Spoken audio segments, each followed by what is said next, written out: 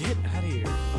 What city and how? And who do I call? Oh, that's right. That's Should I right. put this whole thing on? Yeah. It fits around your head. Yeah. Yeah, there you I go. got a big head. Not really, compared to like the rest of your frame. It's pretty average size. Thank you. You're welcome. Wow. So you excited for the move to Vegas? Yeah.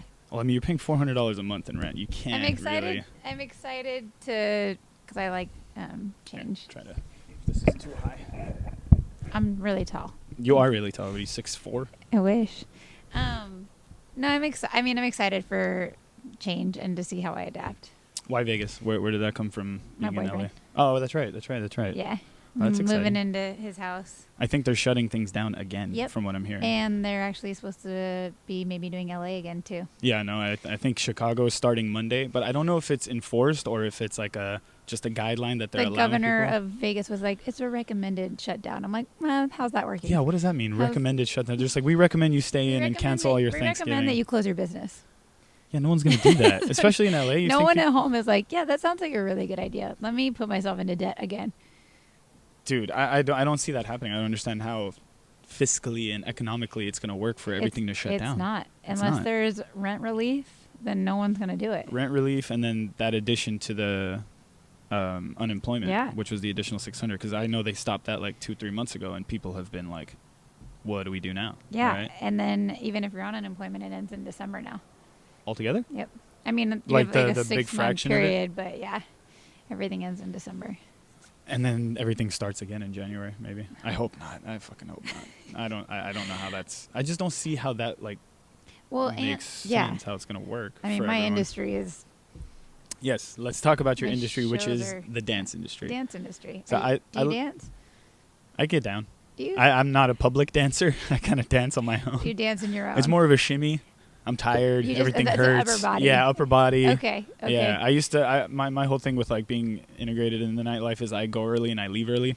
Yeah, I remember you saying that. Yeah, so by the DJ NyQuil. DJ NyQuil, that's right. That was my See? nickname. I was listening. Fuck you guys for calling me that, by the way. No, I mean I've never been too good at staying up like into the late hours. So by the time it gets to like towards the end of the night, it's just upper body, and this is kind of my zone. Yeah, no, see, I think I do the other way. I think I start off as like a wallflower, and then after a few glasses of wine, I'm like, you get clear comfortable. the floor. Is that a common thing? Do dancers like? Do you guys? Is it Clear the floor? Yeah, clear the floor, and then you guys find other people who like I'm to being dance. really dramatic. That's like a very like overly It's a very expressive. movie-esque. Yeah, it's not. I mean, I'm not a freestyler per se, so I really only like minimally dance. But I think that I don't really go full out unless I'm being paid anymore. So you minimally dance as in you don't like overexert Yeah, yourself. but I do. There's a place in Venice called Townhouse that is my spot. Still popping? That is, I mean, it's not right now. It's still Yeah, everything's but closed up. because trust, when that shit is open, can I What is cuss? it called? Can I cuss Yeah, on yeah, here? you can say Oh. what else you want. I was like, can I cuss on Yeah, here? no. Beep. No, when it's 3 stories or 2 stories, and they're both different genres of music, but like pretty much Nice. just like hip hop and R&B, which is like my dance jam. Right. And so I just go there, me and my friends. Like I leave there so sweaty. Is that like a hub? Is that a hub for dancers? Like No, I couldn't go there and No. like try to fucking do no, anything because it's not. It's like a regular bar in Venice, and actually, there's a lot of guys that wear khakis. Don't do that. Don't Lots wear of khakis? There's lots of khakis. Okay, I don't think I own a pair of I khakis. got scared right now that you were wearing them as I said that. I was Nope, like, I sweats. didn't check. Sweats, gray sweats. So, yeah, it's like not a dance vibe, but the music is just on. So I'm gonna go out. I do get down there. Right, I feel like you can't contain it at a Yeah, certain point well, as like an innate dancer. It's like dance Tourette's. dance Tourette's. Like Yeah. I So have that at the grocery store pretty bad. what happens at the You grocery just store? like dance like Do you have you have your mask on? Do you have headphones in at all? oh yeah. Yeah, because Yeah, at the gym, like in between sets, I like just bust a move or two. full dancing in there. Yeah. So you can't stop. It's Yeah, no, I it's can't. innate. Yeah. I mean, when you hear music, you got to move. Like, Right. like, people just want to move, but imagine like training to move. Yeah, so That's- I like to start from the beginning of everything because I Yeah. feel like everyone sees like your Instagram stuff. They get a vibe for who you are as a dancer, but not a lot of people get to see how long it actually took for you to get Yeah. to a certain Yeah. like skill level. I Yeah. guess you could say. So was dancing always like as a child, like since you remember? Type? So my mom was my first dance teacher. So I come from like a family of dancers. My mom was mainly just a teacher, and then my sister danced for like the Phoenix Suns. No kidding. Yeah, so like it's kind of like in the girls pretty much, But then my mom, when I was 3, she worked at the dance studio, and she was like, okay, I'm going to throw you into class because it's like a cheap babysitter, right? I don't have to worry about anything. What were you doing at 3? I don't really think you had a choice either. She's like, I'm putting you in this. She's like, yeah, you're just going to be here with me. So I started dancing when I was 3.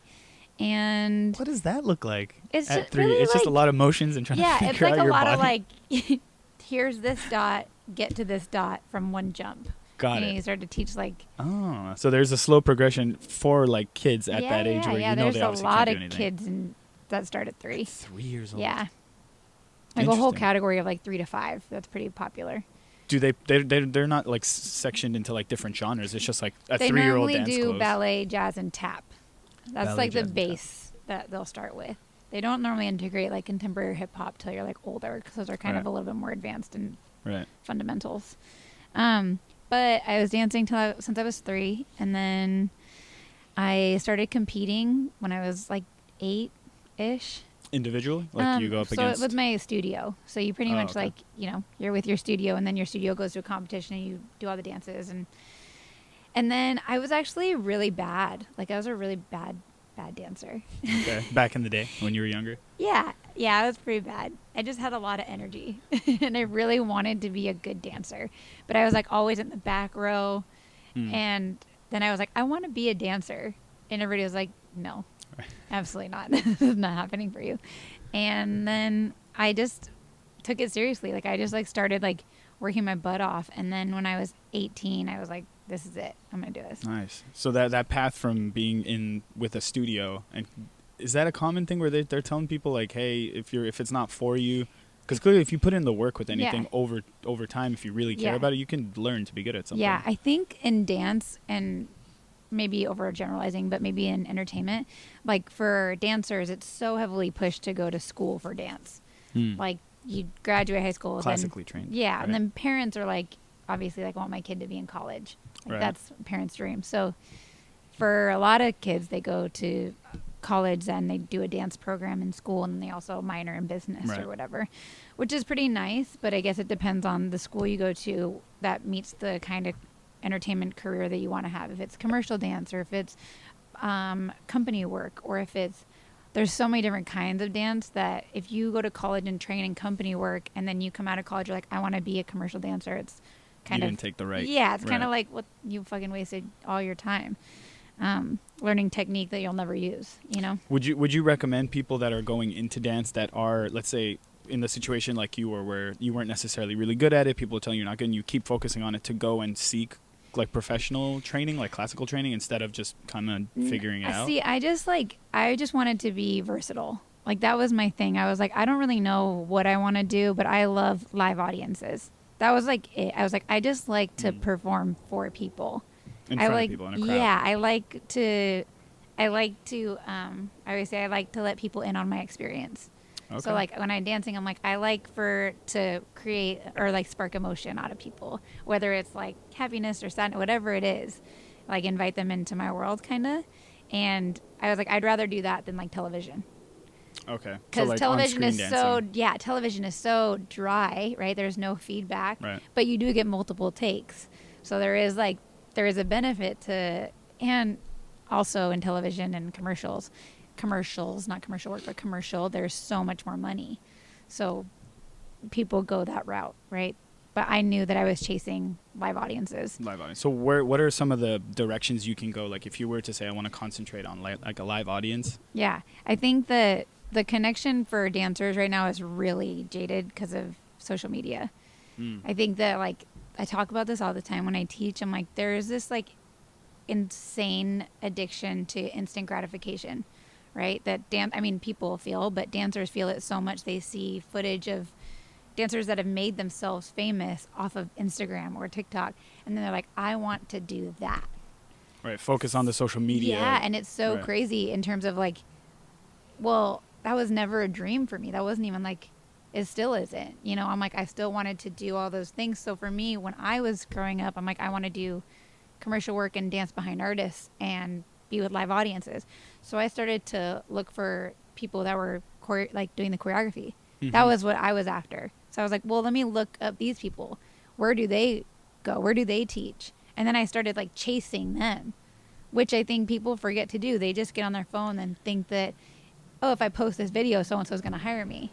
Do you think it's a generational thing? Like, do you think it's a lot of the younger people that are kind of growing up with social media and all you see is I mean, people are making millions of dollars off like advertising, just sponsored ads, whatever it is. Do you now think at auditions, they ask you how many followers you have.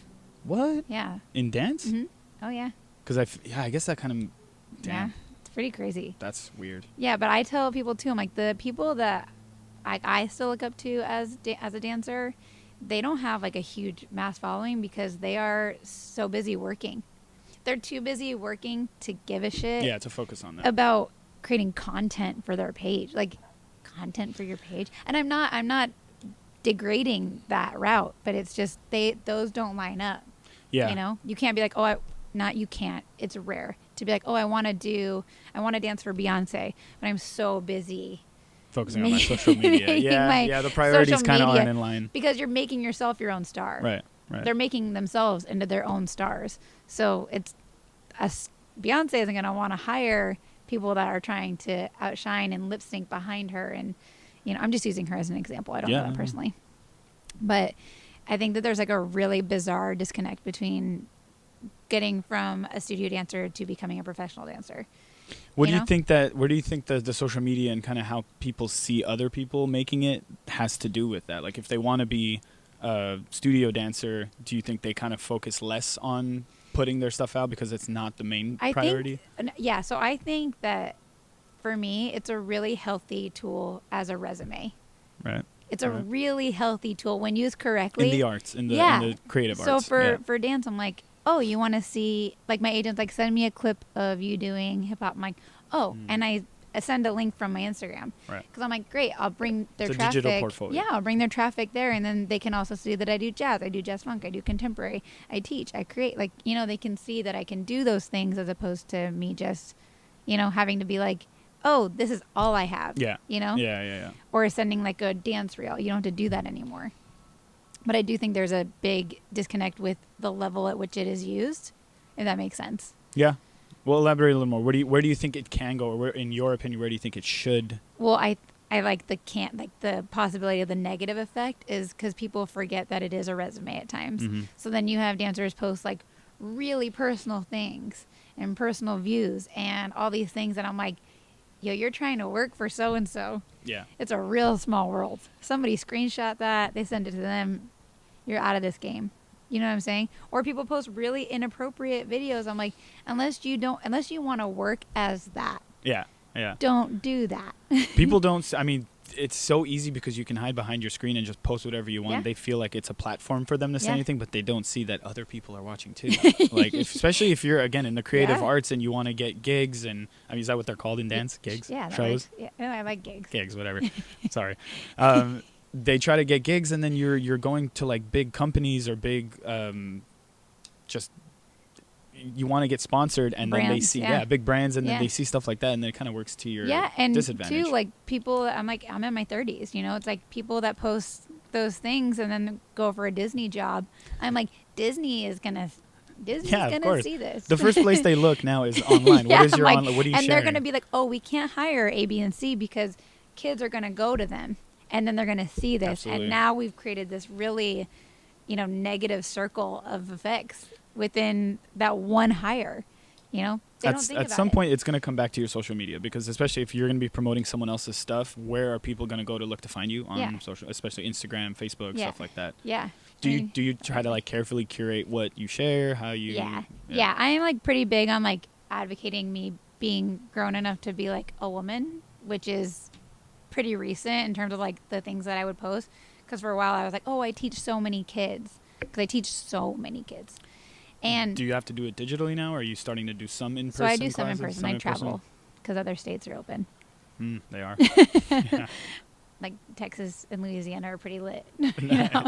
So I travel and teach, and I'm like, you know, I had an internal battle for a while of being like, I want to post like a suggestive photo, right? I want to post this, and I'm like, I can't, because what if the kid sees it and their mom sees it, and like their moms who pay me, like, and then I was like, but also, I'm a really great role model in terms of like my career path and my work ethic and my drive and my hustle and all these things. I'm like, I'm also a woman, like, and I don't feel like overly sexualized on my social media, which is great. As long as it's not vulgar. Yeah, Right, yeah. right. And I think it's important because I'm like very much about like I'm a slight feminist, obviously. Okay. But Obviously, I wouldn't have. yeah. I didn't oh yeah, pick I'm that like up. I'm all about it. Got it. But yeah, I think that it can be used as a good tool when it's not overly sexualized, unless that is the market you want to go down. Yeah, that's true. Gross. Yeah. Gross. Okay. Well, Gross. that's your stance Yeah. as a feminist on that. Yes. I understand that. Yes. You were Don't leave any mystery. I hate that. Just post it all out there. I'm like, no one wants to sleep with you because I just did. Well, again, this goes back to how social media is and how people are so free to share. Yeah. And then, again, you see other, like, just for the sake of the conversation, like women see other women that are posting suggestive photos and they're getting more attention than they would necessarily. Every time I post anything with my butt. It gets more. It gets more traffic. Way more more traffic. I can work so hard on like creating something and like make up a combo that I spend like hours and hours doing, and then I pull people and I make like I have people that I wanted to do it, and it's like down. Not as. And then I post like a picture of me in a bathing suit. And that's disappointing to hear. Yeah, yeah, that's and I'm like, disappointing to hear. I mean, yeah, I work for that too, but it's not the same. It's like, not the same. I spent so much time creating that, like. So that's what I'm hoping this can kind of be a platform for you to kind of help shed some light on the actual work, because it's so easy for people to just look and scroll and like and they don't see the work that goes into when you being. When people create like real like actual content videos like that aren't just filming in front of a pretty location, when like you see people that have done like there's an amazing edit done and like there's a thought, there's an actual keyword concept in the concept video, like the work that goes into those things, I'm like so moved by. Do you think it's undervalued and underappreciated now? I think some of my favorite creators are like no one even like knows it. You know what I'm saying? I'm like, and it's not no one, but when you think of like the trash that gets, and then those trash teachers get paid like dumb money to go and teach trash moves. How is that? How is it that at some point the trash teachers and the trash seem to get ahead of like the OGs and the people? So excited. So it's like these kids are like, oh, I want to learn from blank. But isn't there like some like can't they see that it's like they're the trash? I think some studio owners can, but they also care about keeping their kids happy, you know? So I think they'll bring in a balance of like a really great, like amazing ballet teacher that the kids are like, I don't give a fuck about that. And then they bring in somebody who's just like a hype viral trash dancer. And the kids are so excited, but the studio's now in debt from paying the fucking trash. Right. From paying the garbage can that showed up to teach the same moves that they've been doing for 10 years. So was that your experience when you were 18, when you were having your ballet before you decide, but like you were deciding you wanted to do it, but you were still kind of learning the ropes, and I think you didn't really know it as much as you do now, obviously, after like 10, 20 years of being involved in dance.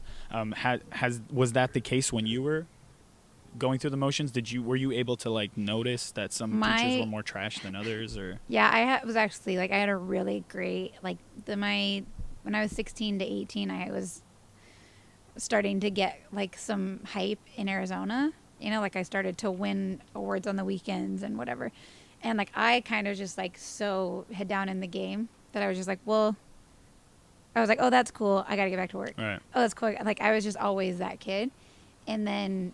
So I don't really think I realized who was trash.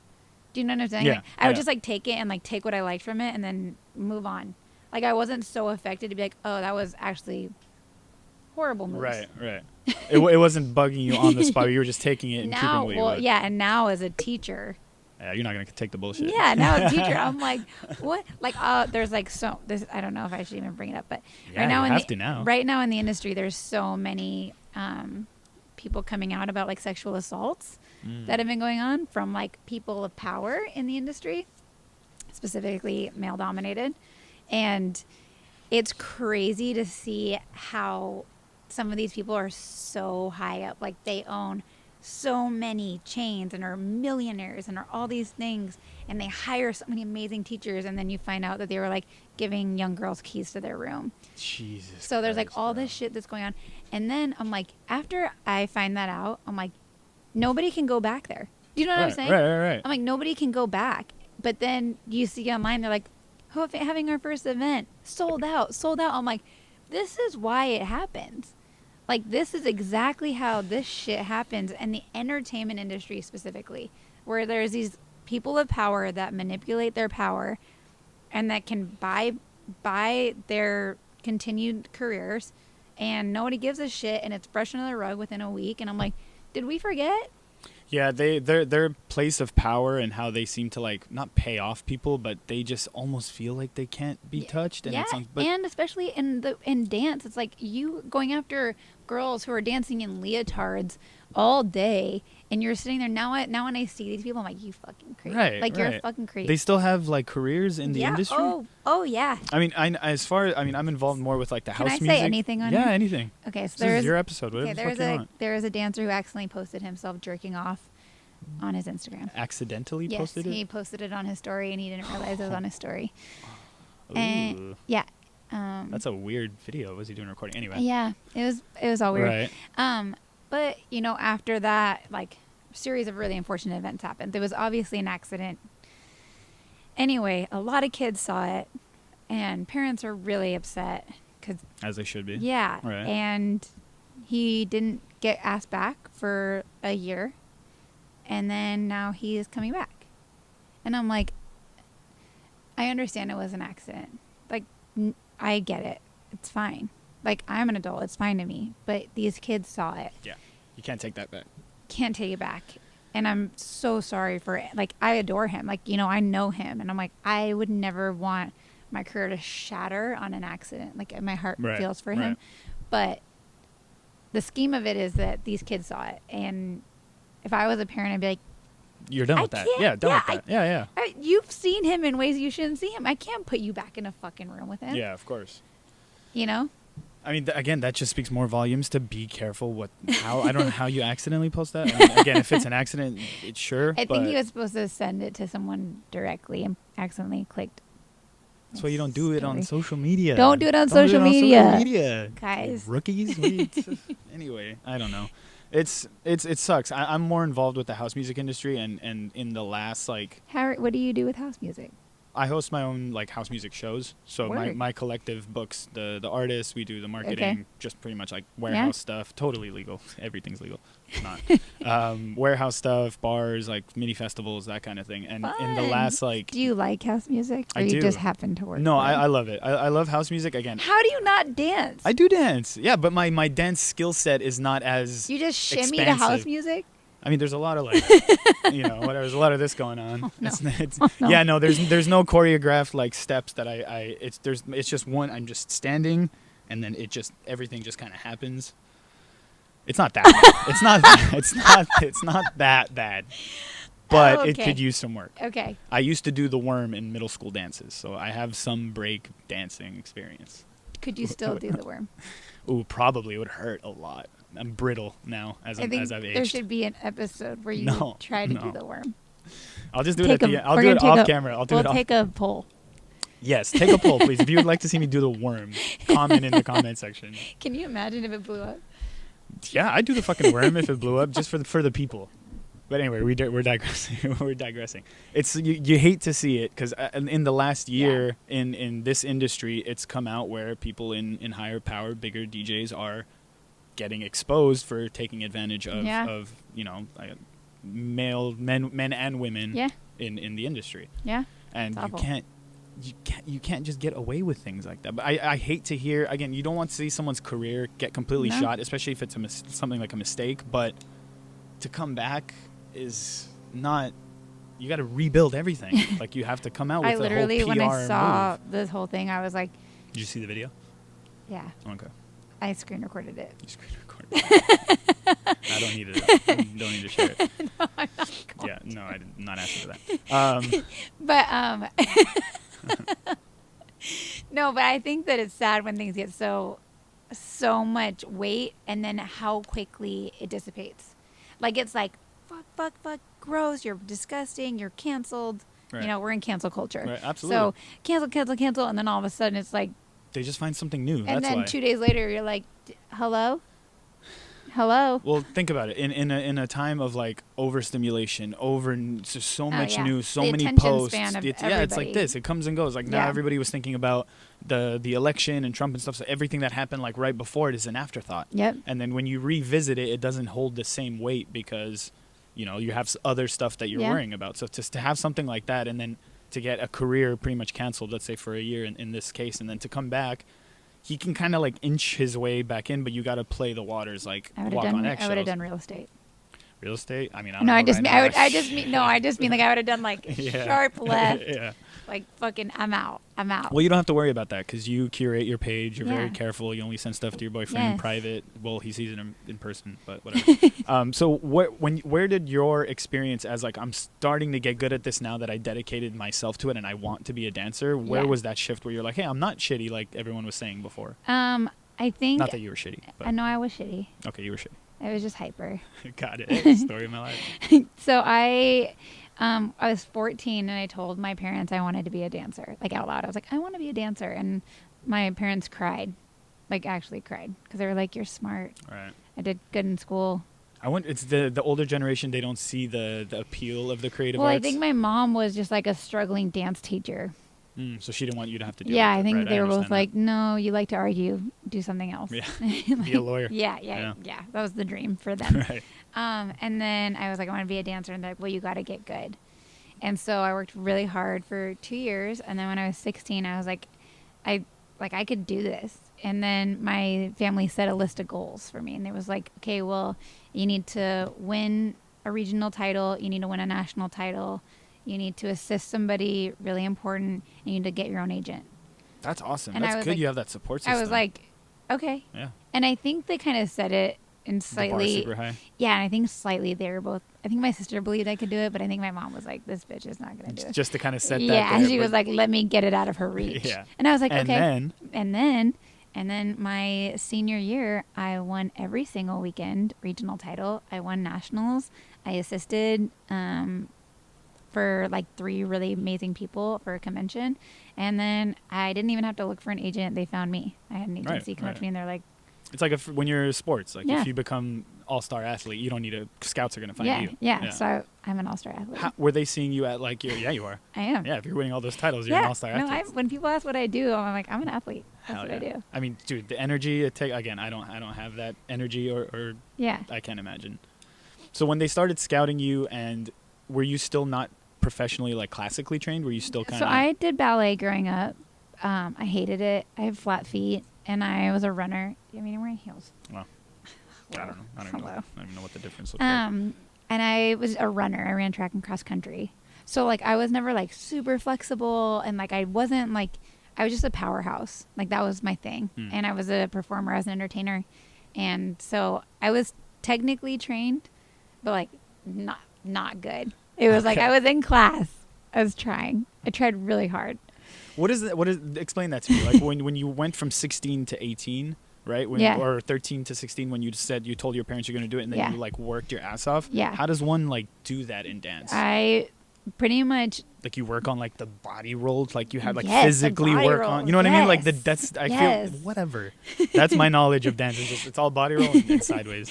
I just took it more seriously. Yeah. And like I would do extra classes, and like any chance I could stay, I was like really outspoken about where I wanted to go in terms of like the companies. I keep hitting the mic. That's fine. The companies inside the studio. Like I was like, I really want to be in this company, and they'd be like, okay, well, you need to take this, you need to do this. I was like, okay, you know. And then my parents were actually really poor, like super, super poor. So my senior year, a family sponsored me. Like they had enough money. They're like, we'd like to sponsor you. Was there any special weekends events or weekend conventions you want to go to?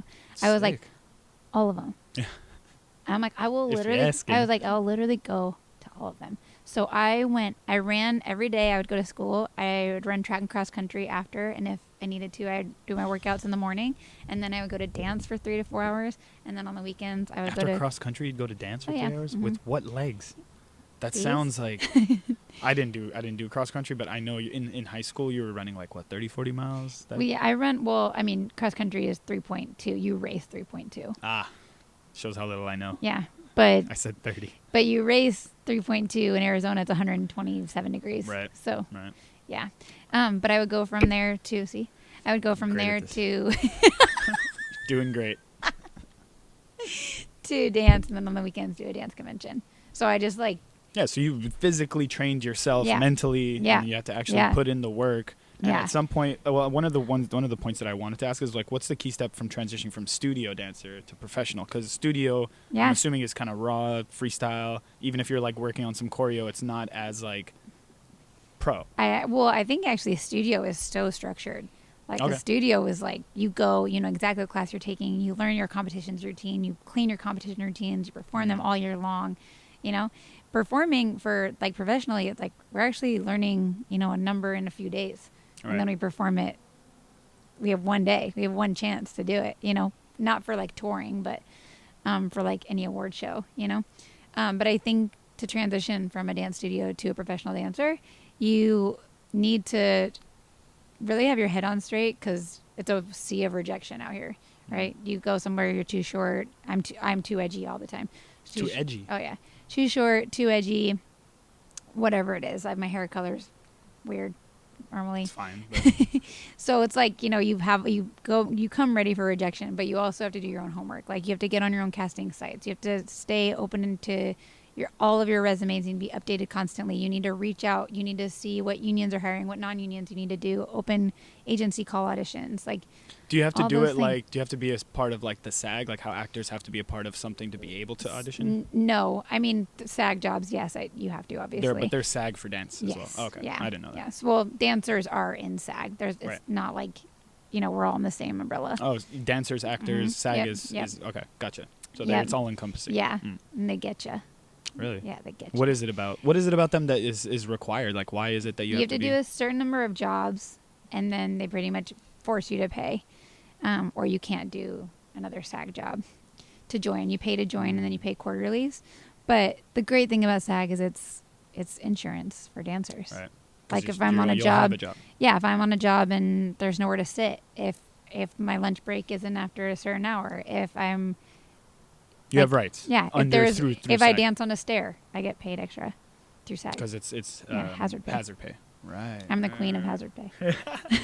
You look I'm for you're like, I'm going to the top stair. No, I literally am like, yep, Yeah. this is nice. Yep. I'm like, How can we build this oh, up? you want me to wear my own shirt? So you're gonna be wearing your own shirt on the top step, wearing high heels, While it rains. blindfolded while it rains. Yeah, let's do it. Book me. I can do it. I'm sure you can. I'm sure you I'm like, can. I'm up for the challenge. Did you start going through the motion with SAG, and did you kind of hit a rut where you're like, I don't like how I'm getting my gigs. I don't like the gigs that I'm getting No, because of it. my agents are great. I have agents. They're Okay. They're So they've more been like- taking care of you. Yeah, from- they're more alright. like managers now. But yeah, I enjoy them very much. I'm pretty now. I can be more picky. You know, in the 'Cause you beginning, established a little bit? you're like, I'll do anything. Yeah. And now I'm like, oh no, I won't. You know, I don't go to open auditions anymore. I only go to closed auditions. I'm only jobs that pay a certain. You know, I'm like, I don't leave my house for. Yeah, X amount. Yeah. Right. Yeah, I mean, it's not like I'm not that much of a diva. It's not that big of a number. I mean, but still. it's still like just a little knowing your worth. Yeah. Because Yeah, I think of when you course. first start, you're like, oh, I'll do it for exposure. I'm like, no, I don't do anything for exposure no more. What's that transition like? What is it? Again, it's you're going from I'll do anything, like I just want to get my feet wet, and then you start to kind of see like, hey, I'm actually good at this, or I'm booking. People are seeing that I'm knocking, like killing these sets every time I do it. It took me a long time to feel that way, and I think it's like an internal switch that happened for me, where I was like, oh, I don't have to do that anymore, and somebody's still gonna call me, you know. Right. And I really probably took me like 5-6 years till I was like, I'm gonna put my foot down, because every time I'd go to an open audition, I'm like, I hate this, like I hate being here, and fighting for 400 people, some unions, some not, and I'm like, some of these dancers have never done a job in their life, and they might be amazing, but they have no sense, they have no spatial awareness, they don't know how union jobs work, they don't know, you know, it's just like, The lack of experience. yeah, it's just like when you go to TSA and the guy in front of you gets to the top front and he's like, oh, I need to take my belt off. Yeah. You're like, you never done this before. I'm like, you need your own lane. Right. bro." Right. But I think I hate it. But I do think it was like an internal switch. I don't think there's anybody who's like, okay, now's your time to Right. Welcome. change your Yeah. change your needs, you know, change your guidelines. You're like, no. I just kind of was like, I really like to light my own fire under my ass for work. And so I was like, let me put my foot down and say no to these things, because it'll force me to succeed when I do get called, as opposed to being like, something else will happen. Right. You know, another job is coming. I'm like, well, how about I stop feeling like that and just really excel when I am called and keep those connections flourishing. So instead of doing one kick, or instead of doing Work 10,000, instead of doing 10,000 kicks one time, you're doing one kick 10,000 times to perfect it. Yes. So yes. yeah, I like that. Thank you. You're welcome. Yeah, of course. I like the kick. It was a Bruce Lee thing, I think. Duh. Of course I'm going to quote him. Do you have tips to kind of keeping, because from 3 to, let's say, when you started getting into kind of knowing yourself, there had to, like, your body had to have taken some physical toll. Like, is there a key to, like, being able to stay consistent in a career if you want to, obviously? Cause is there like an age to dancing that they usually fall off? So it's kind of like modeling, right? Okay. You know, but it's just an athletic version. So it definitely, like, when I don't have makeup on, I can get booked for 22. Like, I can pass as a 22-year-old, which is amazing because I'm 32. So I'm like, that's great. You look young. Thank you don't you. have, like... Thanks. I have a lot of makeup on right now. Got it. So normally it's really young. So you look even younger. Yes. Yes, I'm holding on to my youth. I drink a lot of water. Yeah. But I do think that my love for fitness and, like, strength training has really saved me. Like, when I always feel like the strongest in the room. And I feel like, you know, when I talk to my kids, I'm always like, you gotta come, like, every time I go to the dance floor, it's like, I'm going to war, and what weapons am I bringing? And I'm like, I'm bringing stamina. That's what I bring. I bring stamina and performance, because, like, I know if we were to do this dance 10 times, I'm gonna look better than all of you on the 10th time. On the 10th time. On the 10th time. Like, 100%. There's not one doubt in my mind. Like, when we do 90-minute shows, I'm, like, chilling. Yeah. I'm tired, but I'm, like, able. Yeah, because I'm conditioned. Right, I'm, like, ready to do that. I'm, like, I'm constantly trying to get my heart to race, because that's part of my job. Does it not come hand in hand? Like, you would think, like, dancers, you would think the fitness would kind of... A lot of them don't. A lot of them just dance. Yeah, because I mean, that's not a workout. I'm sure that is exhausting, for sure. But it's just different. It's like, you know, like, I wouldn't be jacked if I just danced, you know? Because you're jacked, I'm right? jacked. Fucking yoked. I'm jacked. Yoked. Swole. You're a hater. Yeah, sure. Because I can squat you. Probably. I don't weigh that much. Yeah, but I can. Okay. I don't have any weights here. That gym's closed because of COVID. That's why we're up here on the roof. That's a whole nother story. But I think that, like, health is such an important part of being an athlete, and I think dancers forget that is. So my longevity in my career is a huge contribution, is what I do on my off time. I would say, like, I'm working just as hard on the sidelines as I am when it's time to be put in the game, because the goal is to stay ready, right? So, because we don't have a consistent, it's not like... Stay ready so you don't have to be ready. Yeah. I don't know when I'm going to get to go to work next. So, and the last thing I want to feel is like I'm thrown into work being like, oh my God, I'm so underprepared. I'm like, no, I'm going to get there and I'm going to fucking shine. I'm going to shine. I'm going to kill it. And they're going to be like, Sloan worked so hard for this, even though she didn't even know it was coming.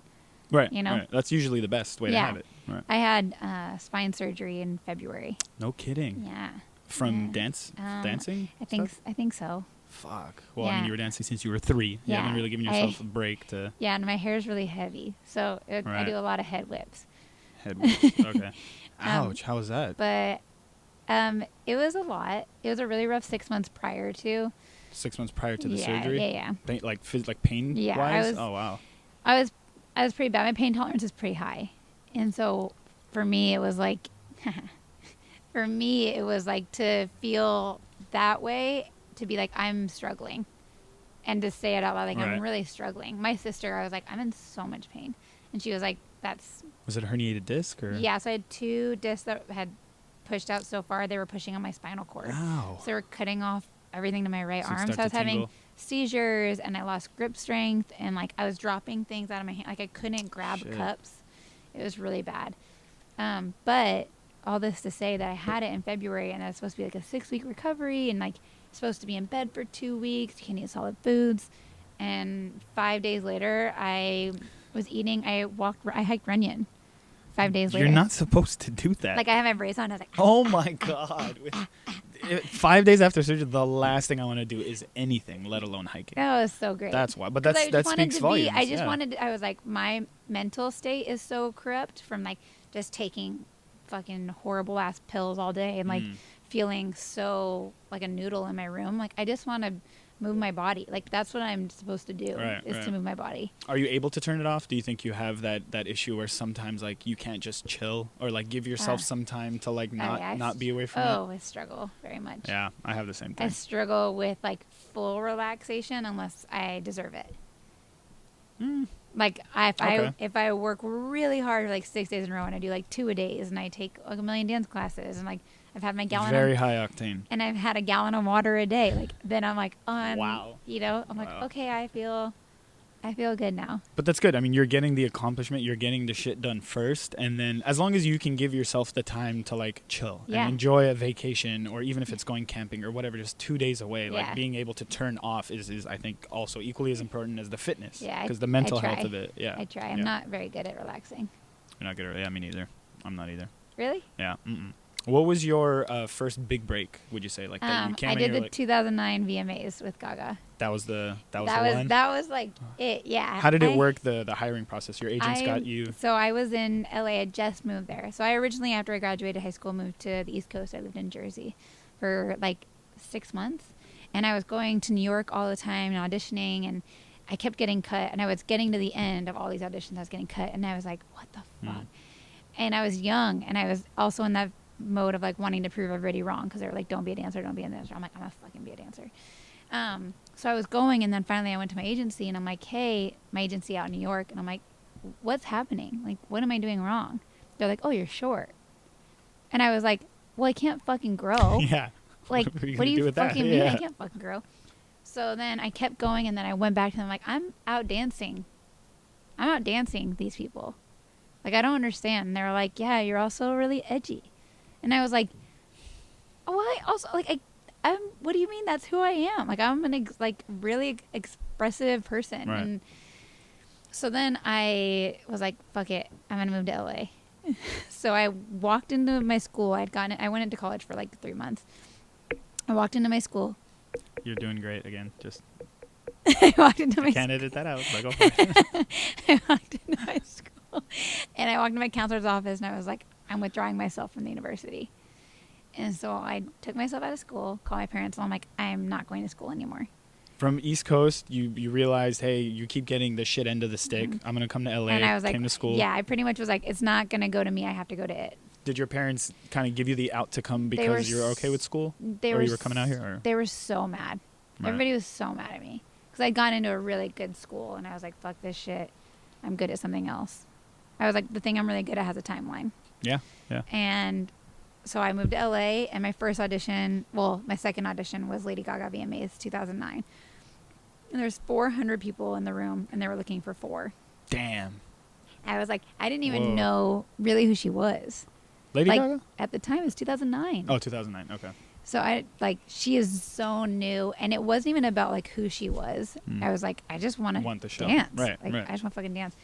So I can remember, like those moments in your life when you can remember like where you were, who you were with, what they were wearing, what it smelled like. Like you can just put yourself right back there.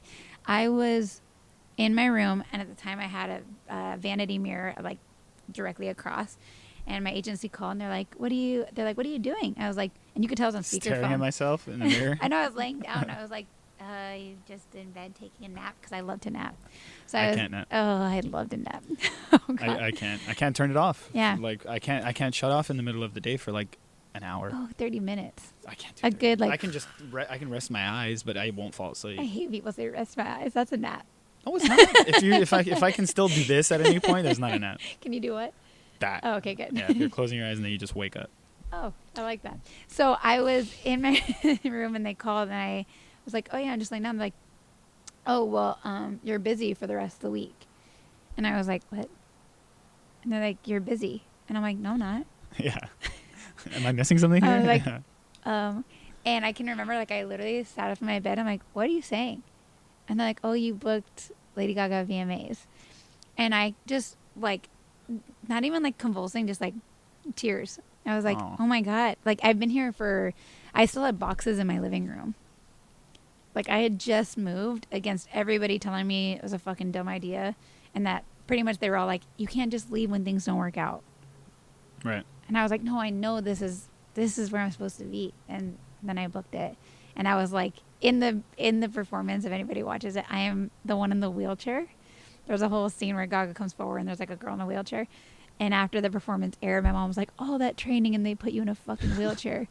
Were you in the wheelchair the whole No, thing? I like dance. And so you said it was the 2009 Yeah. VMAs? All right. What are you doing? I'm going to look for you in the wheelchair. Oh, you can't miss it. Okay. I'm the only one I come forward with just her. I'm in a wheelchair and ballet shoes. It's avant-garde. Was it her vision for what they want to do? Or do they have choreographers separate that? So the choreographer that I auditioned for is the one that obviously did the performance, but she's such a creative. So it was like her creative direction, and then they filled in the choreography. Oh, that's fun. That was probably, was that like yeah, the at moment? the time, again, like it was more like I was excited to do the VMAs than I was to dance for her because I didn't really know who she was. And then we did Bad Romance, the music video. You were in the Bad Romance video? Yeah. So then I got called to do Bad Romance, and on that set, because this is still in the beginning phase of her career, and she had been bullied when she was younger. So she walked in and she was like, I don't really like girls. And it was just girls. And I was like, okay. You know? And She said that to you guys or to the directors girls, and stuff? To the girls. I don't like girls. And I'm like, I don't blame her. Like, she's coming out of being, literally told no and rejected. Right. And, like, girls were so fucking mean to her. Meanwhile, she's the kindest, most talented woman. Anyway, so I literally was like, okay, well, we don't need to be homies. Like, I'm just here to do my job. And then on set, at the time I had 2 lip rings. I had my tongue pierced like twice. That's edgy. Yeah. That's you missed that detail where you had 2 rings, eyebrows. I didn't have my eyebrows. Whatever. Might as well. Edgy. So she really liked me on set. Then after that, we did Bad Romance, and then I was like, oh, it's done. Then she was booking for the tour, and she booked 2 dancers. She booked this girl Amanda and this girl Molly, and they're both taller. That they picked from Bad Romance to go on this tour. I was like, oh, that's okay. I was like, I was just grateful for any experience that I had. And then I was in CVS with my friend Jen.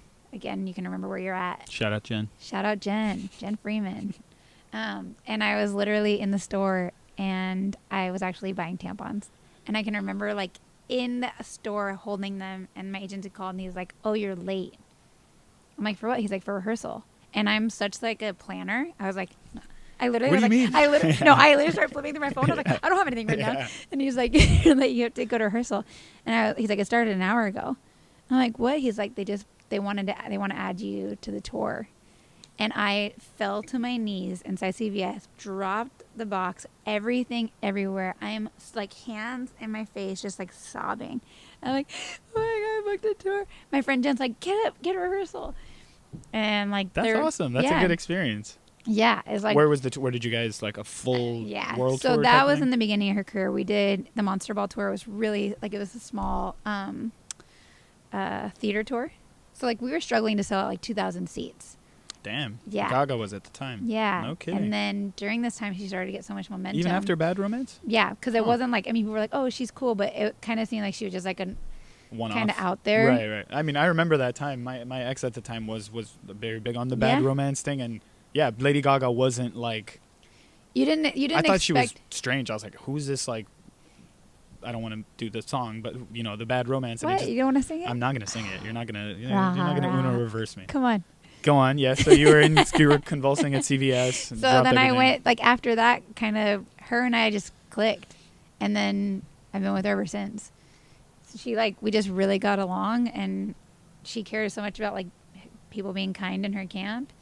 And I think I operate with like a lot of integrity when it comes to my workplace.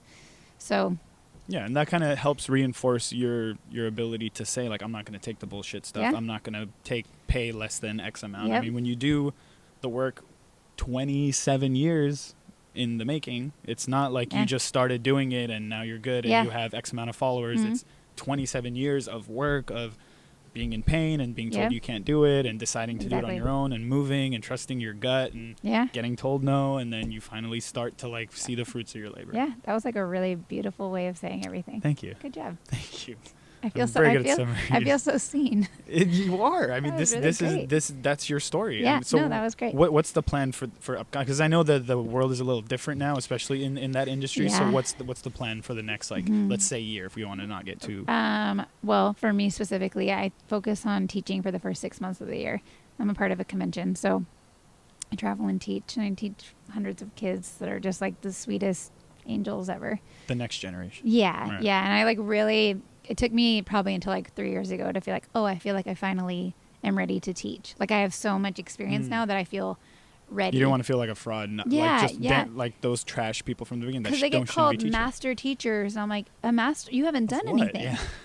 You haven't done anything but make yourself. You're master of your own moves. Right, right. That's what you're master of, you know? But for me, I'm like, oh, I feel like a master teacher because I've done so much that these kids dream of doing, and I love to kind of bridge the gap for them between like, hey, if you need help with agency stuff, like I love to, extend my line out to them. So I spend the first 6 months of the year teaching, hopefully, with all COVID compliant regulations. No, they really are. Like the place I teach at is like Super.